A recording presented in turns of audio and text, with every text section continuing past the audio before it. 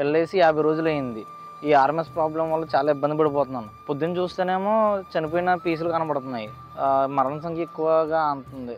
ఏం చేయాలో అర్థం కావట్లేదు. ఈ ఆర్ఎంఎస్ అనేది పోషకాహారం లోపం వల్ల కానీ, మౌల్టింగ్ ప్రాబ్లం వల్ల కానీ, టాక్సిక్ గ్యాసెస్ ఎక్కువగా అవడం వల్ల కానీ, విబ్రో వల్ల కానీ ఈ ఆర్ఎంఎస్ అనేది మనకు వస్తుంది. పోషకాహారం అందకపోయినా రొయ్యలు మౌల్టింగ్ సమయంలో అందవలసిన విటమిన్స్, ఎంజైమ్స్, ప్రోటీన్స్ అందకపోవడం వల్ల షెల్ అనేది సరిగ్గా ఏర్పడదు.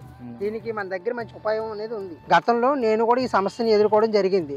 అప్పుడు మ్యాట్రిక్స్ కంపెనీ వారి సూచనల మేరకు ఈ న్యూట్రిజైమ్ అనేది వాడడం జరిగింది.